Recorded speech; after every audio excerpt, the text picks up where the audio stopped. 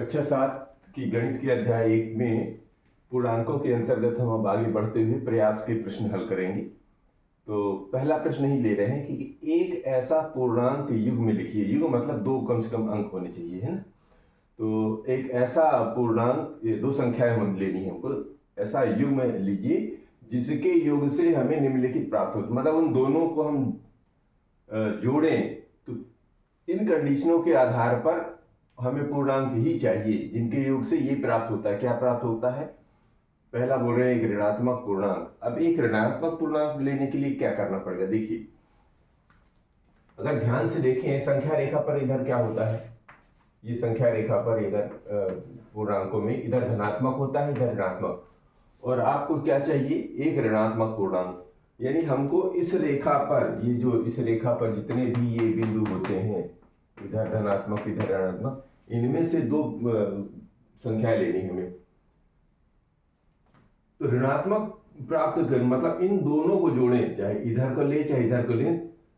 तो देखिए, ऋणात्मक ही चाहिए। इसका मतलब ये है कि इधर वाला अगर बड़ा होगा और इधर वाला छोटा होगा तो जाहिर है दोनों को जोड़ेंगे तो ऋणात्मक ही आएगा, है ना। यानी कि ऋणात्मक पूर्णांक जो है ज्यादा बड़ा होगा तो जोड़ने पर जो है वो ऋण की तरफ चला जाएगा।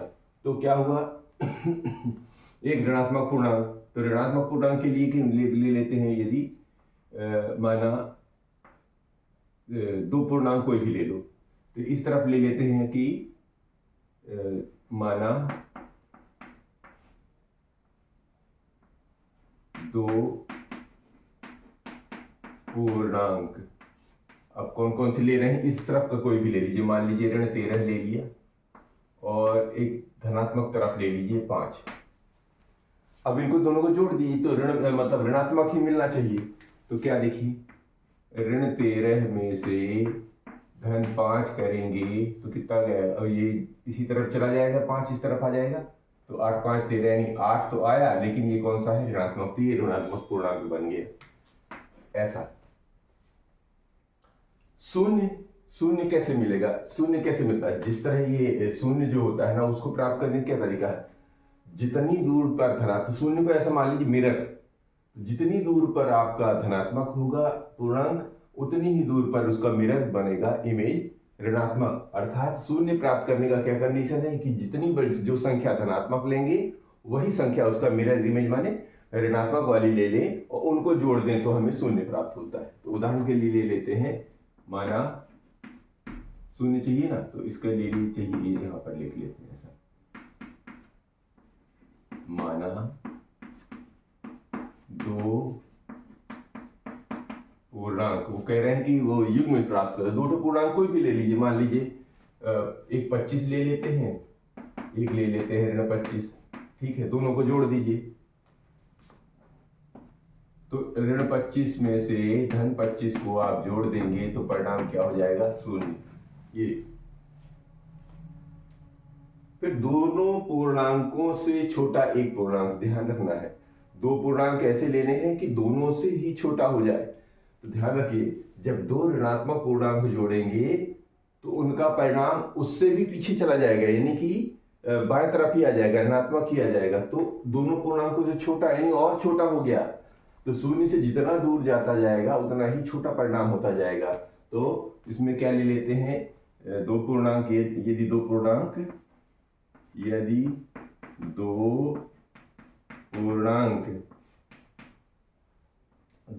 ले लेते हैं, मान लो ऋण 13 ले लिया एवं ऋण 12 ले लिया। देखिए, दोनों अलग अलग ले लिए। अब इनको जोड़ोगे तो इनसे छोटा मिल जाएगा, तो इनको जोड़ दीजिए। तो ऋण 13 में से जोड़ देना है ऋण 12, ये दोनों ऋणात्मक ऋणात्मक इधर चले जाएंगे तो और पीछे चला गया, यानी कि ऋण 25 आ गया। ये ऋण 25 क्या हो गया? इन दोनों से, ऋण 13 से भी छोटा है और ऋण 12 से भी छोटा। ऋण 13 ऋण 12 से छोटा ऋण 25, यानी ऋण 13 ऋण 12 यहाँ कहीं होंगे तो ऋण 25 यहाँ कहीं आएगा। समझ में आ गया? अब डी कह रहे हैं दोनों पूर्णांकों में से केवल किसी एक से छोटा।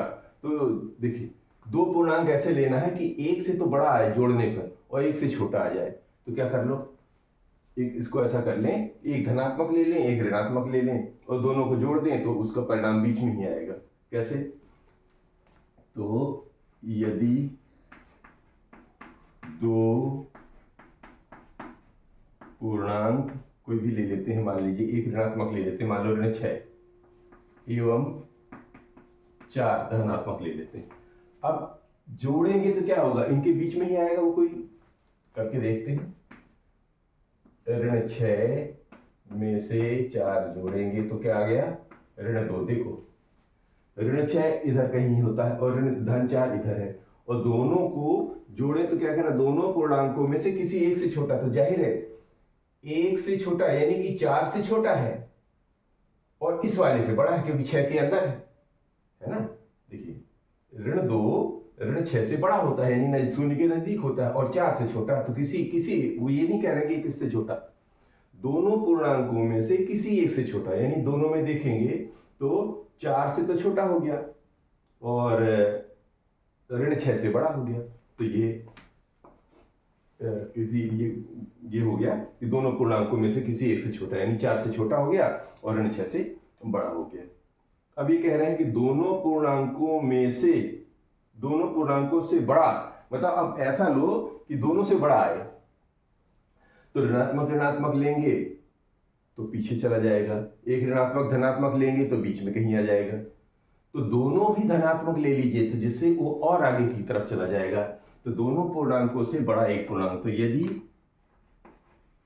दो पूर्णांक मान के चलते हैं 17 एवं 15 ले लेते हैं, तो दोनों को जोड़ दीजिए, 17 और 15 दोनों को जोड़ दीजिए तो क्या हो जाएगा, 17 में से 15 जोड़ेंगे तो 7 5 12 की 2 और 1 3, देखिए 32, ये आगे चला गया, आगे की तरफ चला गया ना। तो इन दोनों पूर्णांकों से 32 वाला पूर्णांक बड़ा है। तो ये रहा प्रश्न नंबर 1।